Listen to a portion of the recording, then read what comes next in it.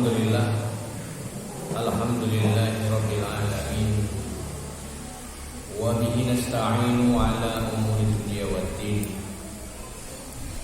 Wassalatu wassalamu ala khatamil anbiya'i wal mursalin wa ala alihi wa ashabihi wa man tabi'ahum bi ihsan ila yaumiddin. Rabbi shrah li sadri wa yassir li amri wahlul 'uqdatam min lisani yafqahu qawli. Rabbi zidni ilman nafi'a warzuqni fahman wasi'a. Amma ba'du. Pertama, marilah kita panjatkan puji syukur kita kepada Allah Subhanahu wa taala yang telah melimpahkan rahmat serta hidayahnya kepada kita semua, sehingga pada malam hari ini kita bisa menunaikan kewajiban kita yang kita lanjutkan belajar bersama. Salawat dan salam semoga tetap selalu terlimpahkan kepada Rasul Muhammad sallallahu alaihi wasallam. Beliau sebagai suri tauladan kita, beliau yang telah diutus oleh Allah Subhanahu wa taala ke muka bumi ini untuk menyempurnakan akhlak manusia. Jamaah yang dimuliakan Allah, kita lanjutkan ayat yang berikutnya, yaitu ayat yang ke-66 dari surat Al-Isra. A'udzubillahi minasyaitonir rajim. Bismillahirrahmanirrahim. Rabbukumul ladzi yujzi lakumul fulka fil bahri litabtaghu min fadlihi innahu kana bikum rahima. Tuhan kalianlah yang telah melayarkan kapal-kapal di lautan untuk kalian,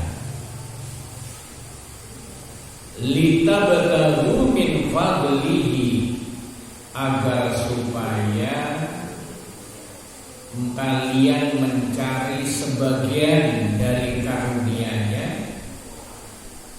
Innahu kana bikum rahima, sesungguhnya Dia adalah Maha Penyayang terhadap kalian.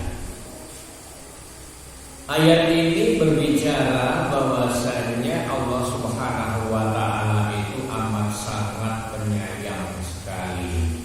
Rahim, Allah itu Maha Penyayang kepada hamba-Nya. Jadi Allah itu tidak pernah berbuat zalim kepada hamba-Nya, justru sayang kepada hamba-Nya. Buktinya yaitu dalam ayat ini tadi, Allah lah yang telah menjadikan atau melayarkan kapal-kapal kalian di lautan. Nah, ini semua adalah Allah Subhanahu wa taala. Dinyatakan di situ litabtaghu min fadlihi, karena dengan kapal-kapal itu kalian bisa menyeberangi lautan, kalian bisa mencari apa yang sudah disediakan oleh Allah Subhanahu wa taala kepada kalian, baik itu yang berada di lautan ataupun di daratan yang lainnya. Innahu kana bikum rahiman, sesungguhnya Dia itu Maha Penyayang terhadap kalian. Kemudian ayat berikutnya, itu gak perlu diterangkan ditafsirkan panjang-panjang, ayat itu sudah jelas sekali. Ayat berikutnya, wa idza massakumud durru fil bahri dhalla man tad'una illa iyyahu falamma najjakum ilal barri a'radtum wa kana al-insanu kafura. Dan apabila massakumud durru fil bahri, kalian mendapatkan mara bahaya di lautan, man tad'una illa iya. Maka hilanglah semua yang sebelum ini engkau sembah dari diri kalian illa iya, kecuali hanya Dia saja, kecuali hanya Allah saja. Jadi kalau sebelumnya, sebelum ada bahaya di lautan itu tadi, mungkin menyembah selain Allah Subhanahu wa taala, menyekutukan Allah Subhanahu wa taala dengan yang lainnya, tapi begitu mendapatkan mara bahaya, begitu mendapatkan musibah, hilang semua sudah itu. Dari ingatan manusia hilang semua. Yang ingat hanya apa? Allah saja. Hanya Allah Subhanahu wa taala yang diingat. Illa iyyahu. Falamma najjakum ilal barri a'radtum. Akan tetapi ketika kalian sudah selamat dari badai itu, sudah naik ke daratan lagi, a'radtum, kalian kembali ingkar, kalian kembali berpaling. Jadi tidak mentauhidkan Allah lagi, sudah berpaling lagi, tidak patuh pada Allah Subhanahu wa taala. Wa kanal insanu kafura, dan ketahuilah sesungguhnya manusia itu adalah makhluk yang paling sering tidak bersyukur atau selalu tidak berterima kasih. Kufur nikmat artinya tidak berterima kasih kepada pemberi nikmat itu. Ayat ini menerangkan, tadi dikatakan bahwasanya kalau berada di dalam lautan, ya, ketika di tengah lautan kemudian mendapatkan musibah seperti itu yang diingat oleh Allah Subhanahu wa taala, ini bisa dibuktikan dengan kejadian yang dialami oleh anaknya Abu Jahal. Anaknya Abu Jahal yang bernama Ikrimah. Ketika Rasulullah SAW melaksanakan Fathul Makkah, yaitu pembebasan kota Mekah, maka Ikrimah, anaknya Abu Jahal, bersama para teman-temannya, banyak yang pilih keluar dari Mekah dan mau melarikan diri atau mengungsi ke Habasah. Habasah itu kalau sekarang adalah Ethiopia. Mau mengungsi atau pindah ke Habasah. Dari Arab Saudi ke Habasah, Ethiopia itu menyeberangi Laut Merah, yang tentunya pasti naik kapal. Nah, ketika di kapal itu tadi Allah Subhanahu wa taala mengirimkan badai, ya, mengirimkan badai yang amat sangat kencang sekali, sehingga teman-teman Ikrimah itu semuanya menyebutkan apa? Tiada lagi yang bisa kita jadikan tempat berlindung sekarang di lautan ini kecuali Allah Ta'ala. Padahal mereka tidak beriman dengan Nabi Muhammad. Padahal mereka tidak beriman dengan Allah, dengan Nabi Muhammad. Tapi dalam ajaran orang kafir Quraisy, orang musyrikin Quraisy, itu kan juga mengimani Tuhan yang menguasai Ka'bah, mengimani Tuhannya Ibrahim, namun kemudian menyekutukan dengan Tuhan-Tuhan yang lainnya. Nah itu mereka mengatakan seperti itu. Maka Ikrimah kemudian berkata dalam dirinya, kalau memang dalam keadaan suasana seperti ini, di tengah lautan tidak ada yang bisa menolong kita, menolong saya, kecuali Allah Subhanahu wa ta'ala, maka seharusnya kalau di daratan pun juga demikian rupa. Maka kalau di darat ya sama saja, tidak ada yang bisa menolong kita kecuali Allah Subhanahu wa ta'ala.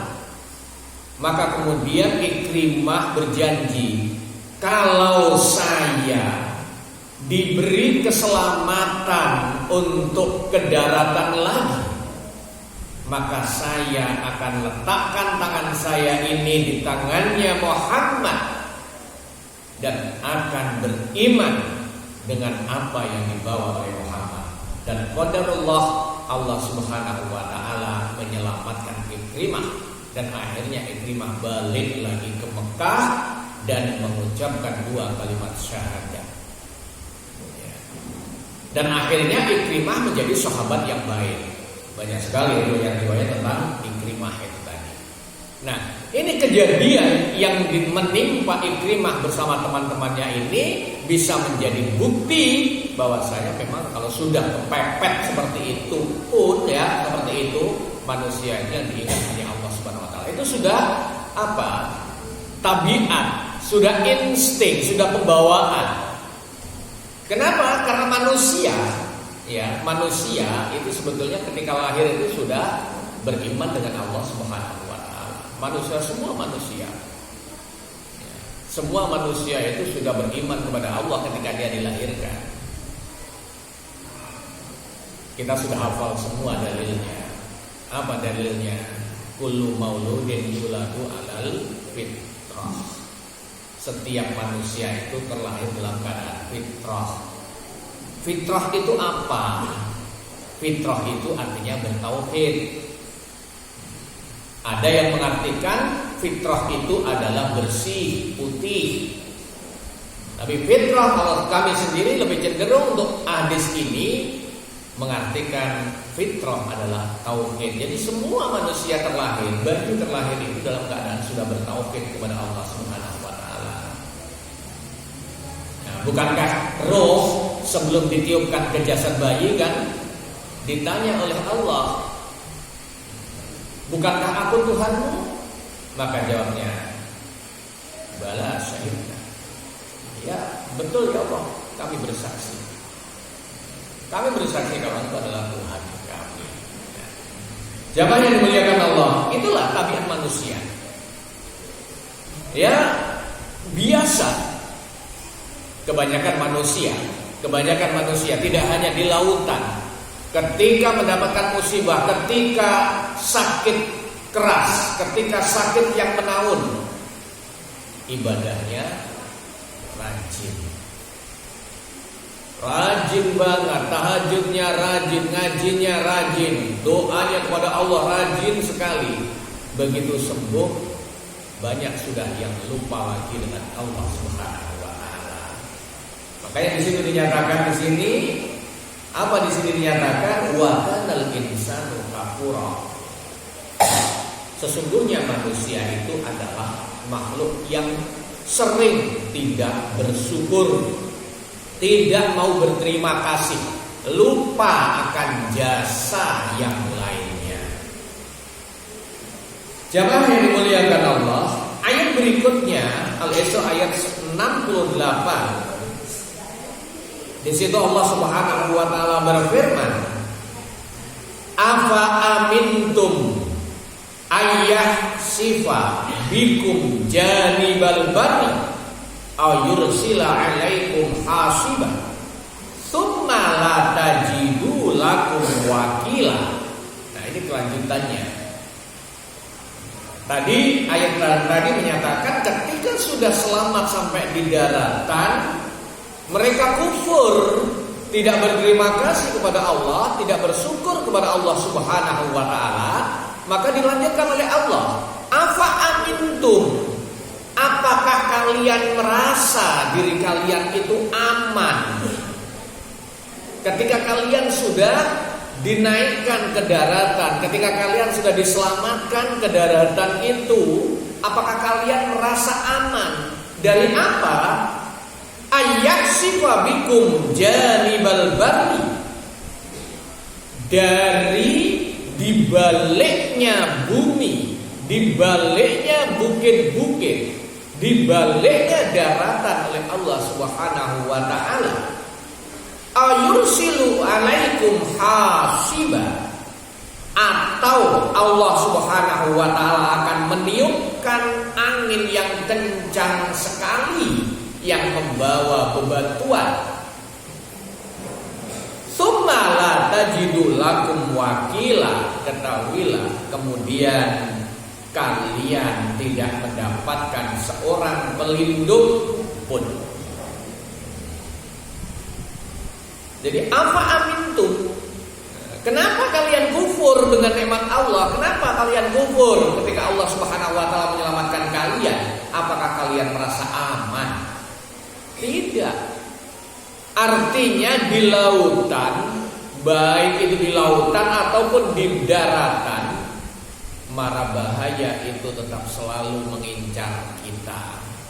Azab Allah, fitnah Allah itu selalu ada di dekat kita semuanya.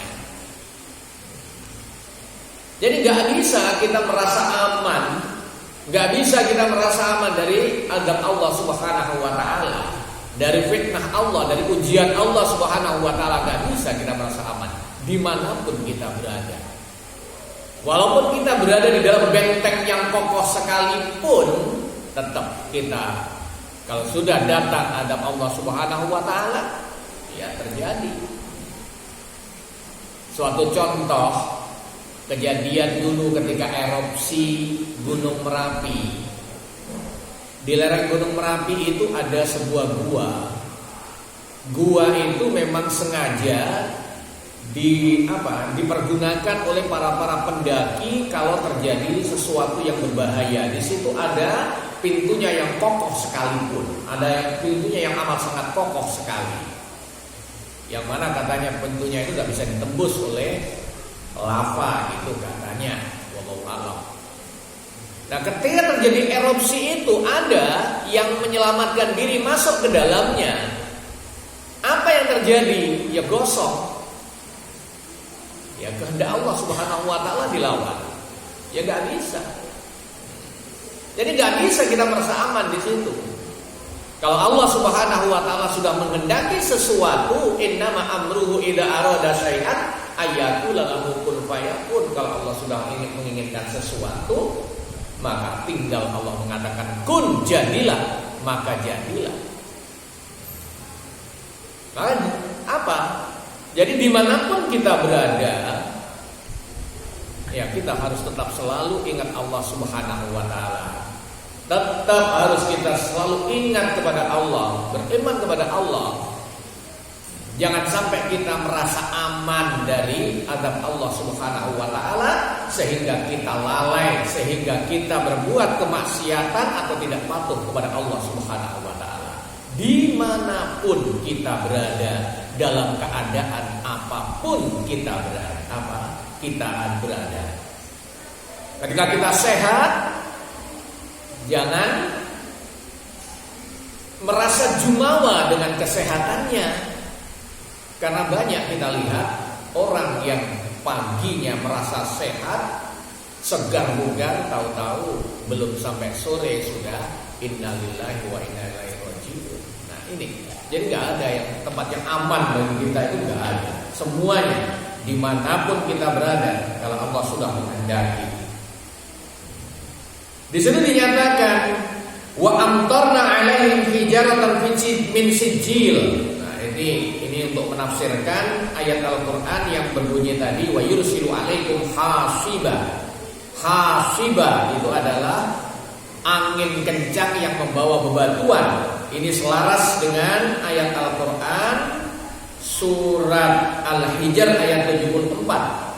Wa amtarna alaihim, ayat yang sebelumnya yaitu Al-Qamar ayat 34 sampai 35. Inna arsalna alaihim hasiba illa ala Lut najainahum bisahar. Sesungguhnya telah aku kirimkan kepada mereka itu adalah angin yang kencang yang membawa bebatuan, yang menimbun mereka, yang melempari mereka. Illa ala Lut, kecuali keluarganya Lut. Najainahum, aku selamatkan mereka, yaitu keluarganya Lut, bisahar, yaitu pada waktu sahar. Sahar itu adalah waktu yang singkat sebelum terbitnya fajar. Jadi kalau puasa nanti ada istilah sahur. Sahur itu adalah waktu yang singkat sebelum terbitnya fajar. Jadi makanya takhirus sahur, mengakhirkan sahur. Yang kita pahami selama ini sahur itu adalah makan. Padahal sahur itu adalah nama waktu, yaitu sebelum terbitnya fajar atau menjelang terbitnya fajar. Najainahum bisaharin. Kemudian dalam ayat yang lainnya, dalam surat Al-Hijr ayat yang 74, Allah Subhanahu wa taala berfirman, "Wa amtarna 'alaihim hijaratan min sijil," dan kami hujani mereka dengan batu dari tanah yang keras.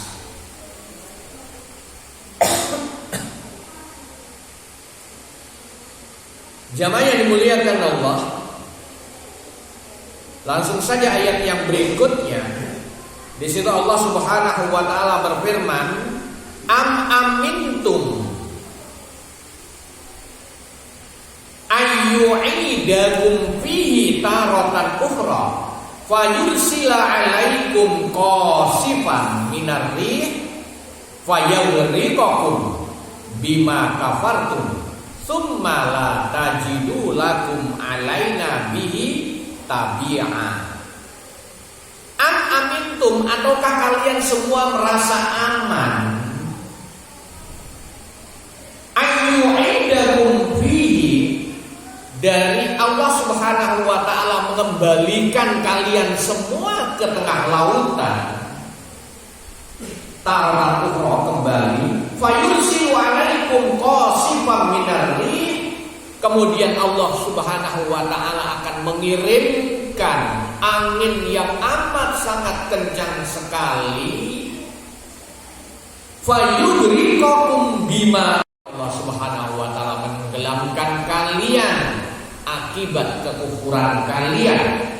Summa la tajidu lakum 'alaina bihi tabi'a, kemudian kalian tidak akan mendapatkan seorang penolong pun dalam hal ini terhadap kami. Nah, ini masih sesuai dengan keterangannya yang tadi. Jadi kita nggak bisa merasa aman. Wah, sudah selamat saya. Tahu-tahu oleh Allah Subhanahu wa taala didatangkan lagi musibah yang sama. Kita sudah sembuh dari sakit, sudah lama sembuh dari sakit. Ketika sakit kita ibadah, kita khusyuk, dekat kepada Allah dan lain sebagainya. Sudah sembuh, kita kembali lagi berbuat kemaksiatan, misalnya naudzubillah min dzalik. Apa sudah merasa aman kalau Allah tidak akan mengembalikan kamu sakit? Fayughriqukum, menenggelamkan kamu. Di situ menenggelamkan dari sakit itu yaitu apa? Kematian sudah. Apakah kalian sudah merasa aman dari kematian? Jadi tidak bisa. Tetap kembali lagi tadi, tetap kita harus selalu patuh kepada Allah Subhanahu wa taala. Jangan sampai hari ini kita lebih jelek dari kemarin, dan hari esok jangan sampai lebih jelek dari hari ini. Ini singkat-singkat ini tafsirnya, seperti biasanya. Ayat yang ke-70 Allah Subhanahu wa taala berfirman, "Wa laqad karramna bani Adama wa hamalnahum fil barri wal bahri wa razaqnahum minat thayyibati wa faddalnahum ala katsirin mimman khalaqna tafdila." Wa laqad karramna bani Adam, dan telah aku muliakan, sungguh telah aku muliakan keturunan Adam itu, atau Adam dan anak-anaknya atau keturunannya. Wa hamalnahum fil barri wal bahri, dan telah kami angkut mereka baik di dalam daratan ataupun di lautan. Wa razaqnahum minat thayyibati, dan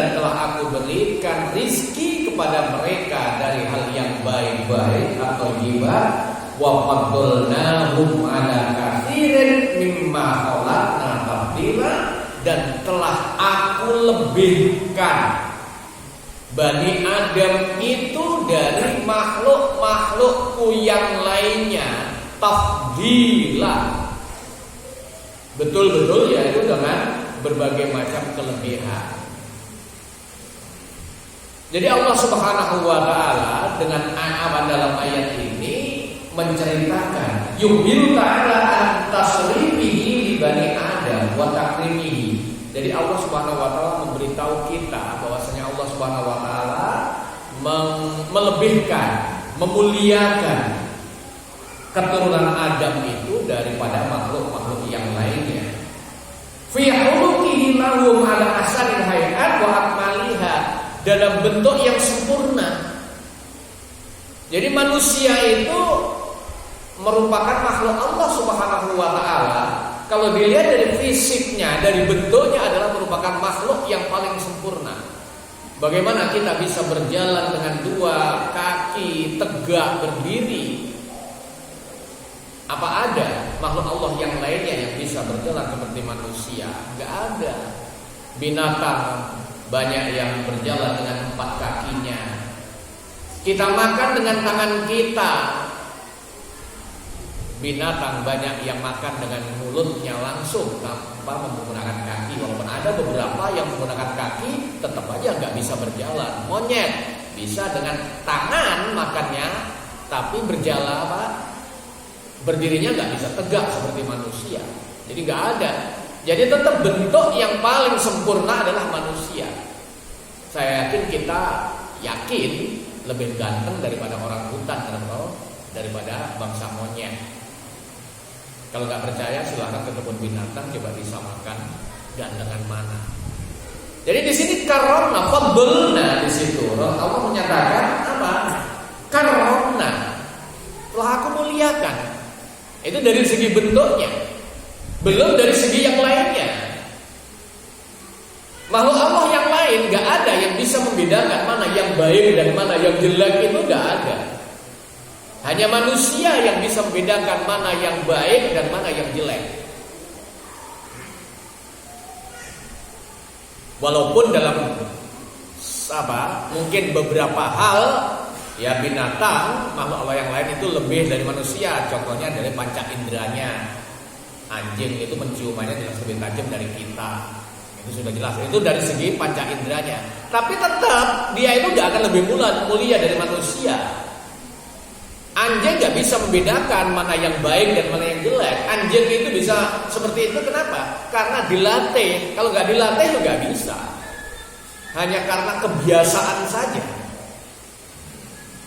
Anjing pelacak bisa mencari, oh di sini ada narkoba, karena dilatih dengan aroma narkoba. Dilatih, oh baunya narkoba itu seperti ini, seperti dilatih terus. Ya hanya bisa bedakan itu. Suruh bedakan gerak nggak bisa dia. Suruh bedakan ini ikan asin atau bukan nggak bisa. Manusia bisa semuanya. Kenapa? Manusia memang lebih lengkap. Kalau hanya dengan binatang-binatang itu, dengan akal pikiran yang sudah diberikan oleh Allah Subhanahu wa taala pada kita, itu sudah jelas. Ya, kalau dibanding dengan makhluk-makhluk Allah yang lain, petunjuk yang diberikan oleh Allah kepada manusia itu paling lengkap. Kalau binatang itu hanya diberi 2 petunjuk, yaitu insting dan panca indera. Insting dan panca indera, sementara manusia mempunyai 4 petunjuk. Jadi Allah Subhanahu wa taala memberikan kepada manusia itu 4 petunjuk.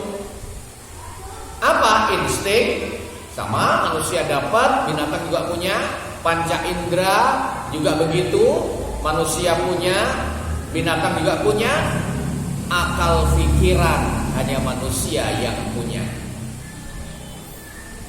Jadi akal pikiran itu hanya manusia yang punya. Makhluk Allah yang lain tidak ada yang punya akal pikiran, itu tidak ada. Ya. Tidak ada makhluk Allah yang lainnya yang punya akal pikiran. Kemudian petunjuk yang paling lengkap yang diberikan kepada manusia yang untuk menjaga kehormatan manusia tadi adalah hidayatuddin atau petunjuk agama. Jadi 4 petunjuk diberikan oleh Allah kepada manusia: insting, panca indera, akal pikiran, dan agama. Hidayatuddin. Jadi manusia memang betul akromna ketika Allah Subhanahu wa taala menyatakan. Itu dari segi fisiknya, belum dari segi yang lainnya. Dalam ayat yang lainnya Allah Subhanahu wa taala menyatakan, dalam ayat ini, wa faddalnahum 'ala katsirin mimman khalaqna tafdila, dan aku lebihkan dari semua makhluk Allah Subhanahu wa taala yang lainnya. Sampai-sampai malaikat itu pernah protes kepada Allah Subhanahu wa taala. Ya. Malaikat, makhluk Allah yang bangsa malaikat itu pernah protes kepada Allah Subhanahu wa taala. Dinyatakan di situ, innal malaikata qalat ya rabbana a'taita bani adam ad-dunya ya'kuluna fiha wa yashrabuna wa yalbasuna wa nahnu nusabbihu bihamdika wa la na'kulu wa la nashrabu wa la nalhu fa kama ja'alta lahum ad-dunya faj'al lana al-akhirah. Ya Allah, ini manusia malaikat protes kepada Allah, ya Allah, a'taita bani adam ad-dunya, Engkau telah memberikan kepada Adam dan anak cucunya dunia. Ya'kuluna fiha wa yashrabuna, mereka makan dan minum di dunia itu. Wa yalbasuna, dan mereka juga berpakaian. Wa nahnu nusabbihu bihamdika, sementara kami selalu bertasbih kepadamu dan bertahmid kepadamu ya Allah. Wala naqulu wala nashrabu, dan akan tetapi kami tidak makan, tidak minum. Fakama ja'alta lahum ad-dunya, maka kami minta ya Allah, sebagaimana Engkau jadikan dunia itu bagi mereka, faj'al lana al-akhirah, maka jadikanlah akhirat itu untuk kita. Jadi malaikat ketika itu marry dengan manusia. Maka jawab Allah apa di situ? Qala la aj'alu sholihata dzurriyyata man khalaqtu biyadi kaman qultu lahu kun fayakun. Tidak akan aku berikan. Qala la aj'alu, tidak akan aku jadikan Solihah dzurriyyati man khalaqtu biyadi, keturunan atau anak cucu hambaku yang aku ciptakan dengan tanganku, kaman qultu lahu kun fayakun, sebagaimana untuk mereka-mereka yang aku jadikan dengan ucapan kun fayakun. Artinya tetap Allah Subhanahu wa taala di akhirat pun Allah Subhanahu wa taala lebih memuliakan manusia daripada malaikat itu sendiri. Jadi bangsa kita ini adalah bangsa yang paling mulia, makhluk Allah yang paling mulia. Maka jangan disia-siakan kemuliaan kita. Jangan sampai kemudian kita termasuk apa? Adol kal an'ami bal hum adol. Nah ini jangan sampai kita seperti binatang. Bal hum adol, bahkan mereka itu lebih hina daripada binatang. Apa itu? Manakala kita sudah tidak menjalankan syariat Allah Subhanahu wa taala. Jadi manusia itu bisa lebih tinggi derajatnya dari malaikat, tapi bisa juga lebih rendah daripada binatang. Tinggal kita yang menentukan bagaimana kita menjalankan perintah Allah Subhanahu wa taala. Nah, jamaah yang dimuliakan Allah.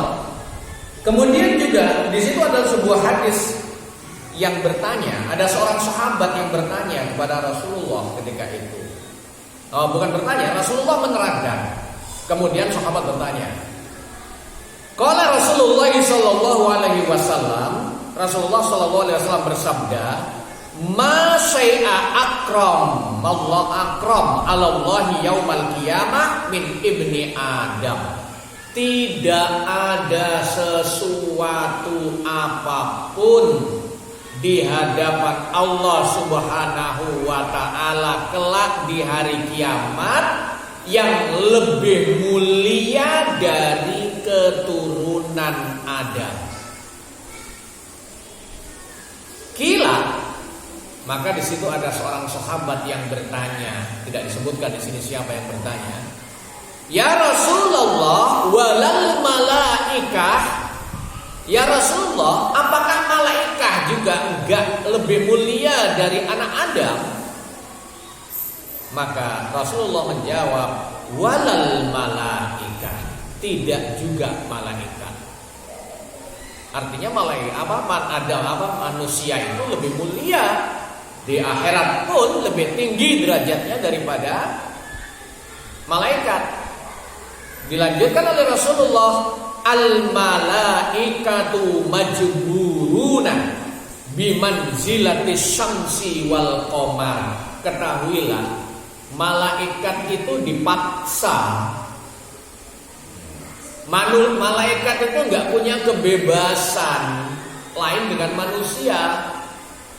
Manusia yang soleh, manusia itu kan diberi kebebasan dari Allah, dilepaskan di dunia, diberi petunjuk oleh Allah, silahkan pilih. Mau pilih abrar atau fujjar, mau pilih baik atau jelek, disuruh pilih dan diberi petunjuk oleh Allah. Maka kalau ada manusia baik, karena dia memilih baik. Sementara malaikat, dia tidak pernah berbuat maksiat. Kenapa? Karena oleh Allah tidak diberi pilihan. Malaikat baik, majbur, terpaksa, karena dipaksa oleh Allah, nggak diberi pilihan oleh Allah, nggak diberi hawa nafsu oleh Allah Subhanahu wa taala. Sehingga kalau dia nggak berbuat maksiat, ya lumrah lah, memang nggak ada hawa nafsunya. Jadi diberi perintah oleh Allah, la ya'suna ma amarahum wa yaf'aluna ma yu'marun. Malaikat itu selalu menjalankan apa yang diperintahkan oleh Allah Subhanahu wa taala, wala ya'suna ma yu'marun, dan tidak pernah maksiat dengan apa yang diperintahkan oleh Allah Subhanahu wa taala. Jadi majbur, terpaksa mereka itu. Maka dinyatakan oleh Rasulullah apa? Bimanzilatis syamsi wal qamar. Jadi kedudukannya sama dengan matahari dan bulan. Artinya ya gak dapat apa-apa di akhirat kelak, ya tetap manusia itu lebih mulia daripada semua makhluk Allah Subhanahu wa taala. Tentunya adalah mereka-mereka al-abrar, mereka-mereka yang patuh kepada Allah Subhanahu wa taala. Ini yang bisa kami sampaikan pada malam hari ini. Alhamdulillah bisa banyak ayat sampai ayat 70 karena memang pendek-pendek. Mudah-mudahan bermanfaat. Banyak kekurangan di dalamnya, kami mohon maaf. Billahi wa taufiq. Wassalamualaikum warahmatullahi wabarakatuh.